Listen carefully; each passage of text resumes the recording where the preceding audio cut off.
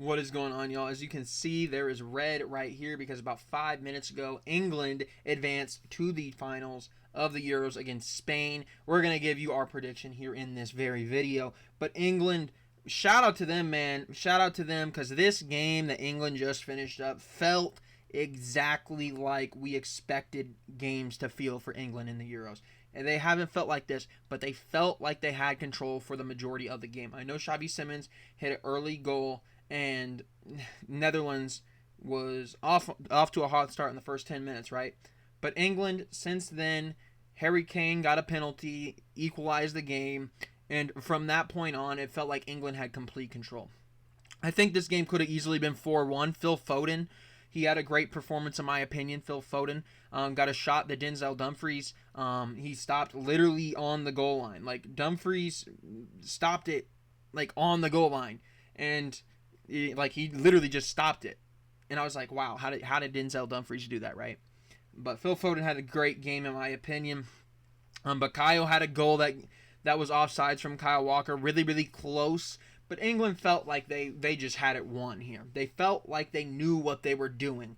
They felt like the England team that we assumed we would see at some point. And that's just because this England team actually, it seemed to all gel. It seemed to all gel in this game. I mean, you look at the game. I mean, obviously, Harry Kane, the highest goal scorer ever in England. But they pull him out, right? For Ollie Watkins, who hasn't played. I don't even know if he's played at all in this tournament. They were acting like he did, but I thought he got subbed on for one of the games. He hasn't touched the field since the Denmark game. Since the Denmark game is the last time he got in, I believe. Yeah, he got in the Denmark game, and that's the last time that he's gotten in.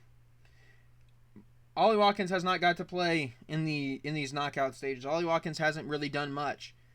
And in Gareth Southgate, as much as you want to hate on kind of his tactics, he trusted Ollie Watkins over Harry Kane in the 81st minute.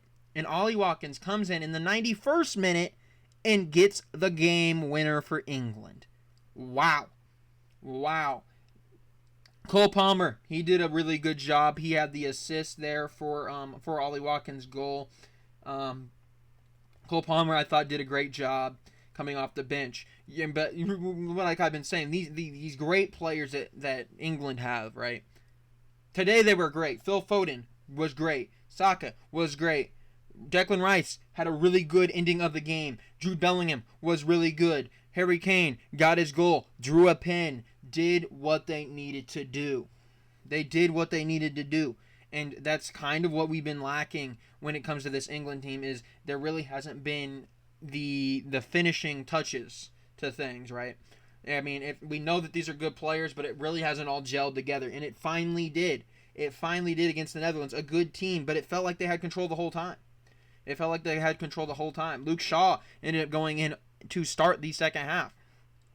Not something I would have expected, but they did it, and Luke Shaw had a decent outing. He had a decent little outing. Then obviously after the Ollie Watkins goal, we had Konsa come in, we had Conor Gallagher come in. But yeah, England did absolutely what we expected out of them. I think the game could have been 4-1 against the Netherlands. Then you get to Spain, and Spain, oh my goodness. Spain versus France was quite a game also. This one, wonder goal, an absolutely filthy wonder goal. A golazo from Lamine Yamal. Absolutely brilliant shot from him. Ended up winning the man of the match on that one. Danny Olmo also had a goal. Nico Williams did not get a goal. He didn't get an assist, but Nico Williams is going to pose a big threat to England. And I've been talking to one of my buddies that's an Arsenal fan along with me. We want Nico Williams to come to Arsenal, man. Because right now, Nico Williams is putting on the performance of a lifetime here at the Euros. Nico Williams is playing like a special player. I'm not exactly sure. I know there is a buyout clause with him that teams can come in and pay. I believe it's around the 55 to 60 million range, if I remember correctly from what I heard or read. I forget how I know about this. Probably about a week or two ago about Nico Williams. Um, he's playing much better than that. He's playing like a $90 to $100 million player right now. He's an elite player right here in the Euros. Lamine Yamal, obviously Barcelona ain't gonna let that guy go, but he's playing like an elite player. Spain is dangerous, and those are just two of the young guys. They still got Rodri. They still got they got Cucurella. They got Laporte. I mean, they have the team to do it. They have the team to do it. But does some inexperience come into play? And then you look at England. Maybe they have some inexperience too, right? Because Cole Palmer, he's not super experienced in the Euros. I mean, you look at it. You got Mainu, who should be starting. He's not super experienced in the Euros, in the championship game. So this is going to be a good game between England and Spain. It's going to be a really, really good game. Spain, like I said, they got two kids right there that are world class players, and they're probably, in my opinion, Spain's best players. Then you look at England.